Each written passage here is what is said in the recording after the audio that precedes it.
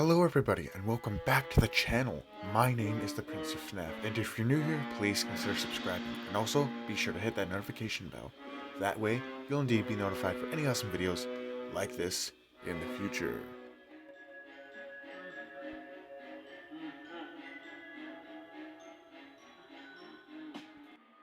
Alright everybody, here is Godzilla, and this is the classic Godzilla Funko Pop. No, it's not for the new Godzilla vs. Kong Funko line that is coming out. Don't worry, that's still on the way.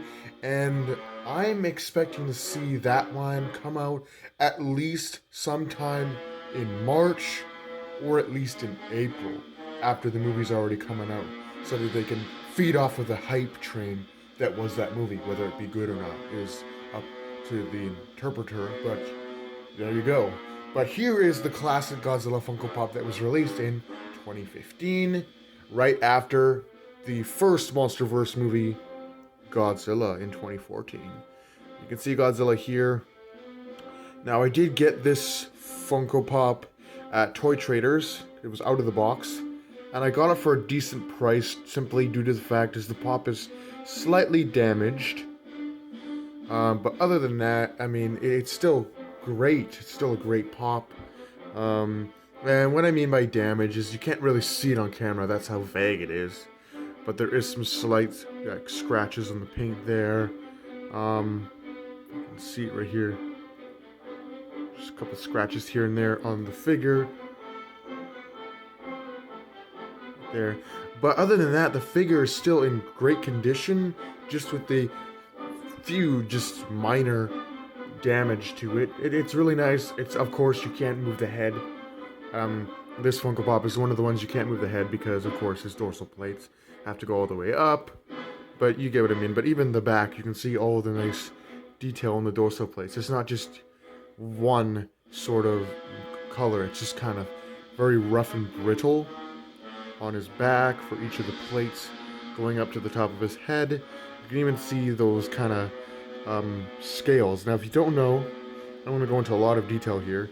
In the old Toho movie, Godzilla, or Gojira as it's called in Japan, Gojira was designed after nuclear testing, as the movie was supposed to be kind of a horror movie, if you will, kind of just stating Japan and China's fear of nuclear testings and weaponry.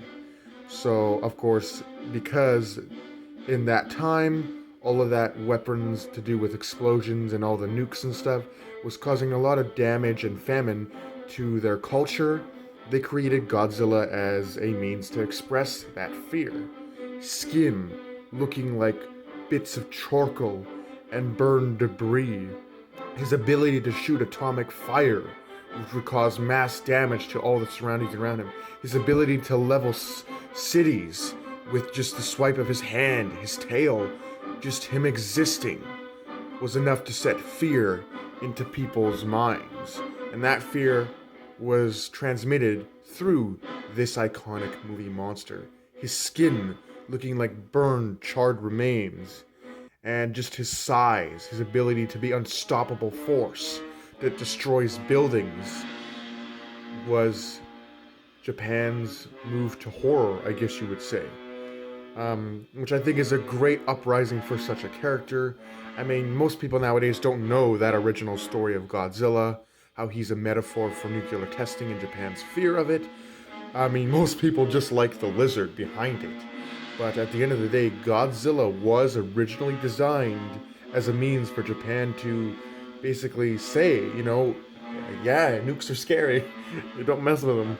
But yeah, he still looks pretty cool. You can kind of see some detail here of like his chest. It's kind of got like a pot belly going. Very cool indeed. His claws are nice jutting out. I saw a lot of reviews on this, and I do have to agree. Just the gums, the really visible gums here, it looks like lipstick. I mean, it's not that obvious, but if you kind of look at it, it does. They could have even just had the paint wrapping around each tooth to kind of make it look more like his gums.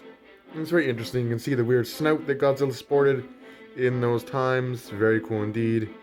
I like how the tail just curls around him like that. Very iconic Godzilla position for that tail. Just having him just look like he's like, bring me on, boy, I dare you. And he has the tail curled around him. Very cool. The nails are kind of sloppily painted, I do have to admit. But it's still a very solid figure, very cool. And yeah, I think this is definitely a great addition to any Godzilla fan's collection. He looks pretty cool.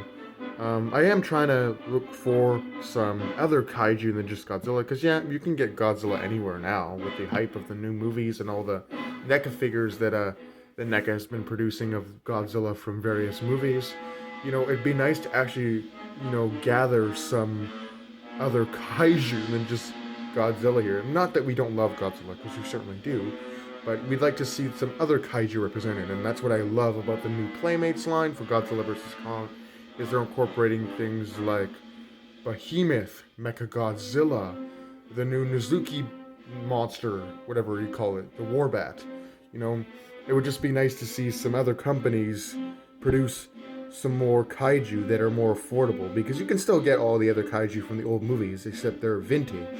So unless you live in Japan where there's Godzilla stores on every street, you're going to be shelling out a pretty penny for these other Godzilla kaiju. But yeah, definitely it's a nice figure, and I like it. It's pretty cute, and it is very reminiscent of that old Godzilla design from the old Toho movies. But anyway, hope you guys enjoyed. Do take care, and I'll see you guys in the next video. Have a great night.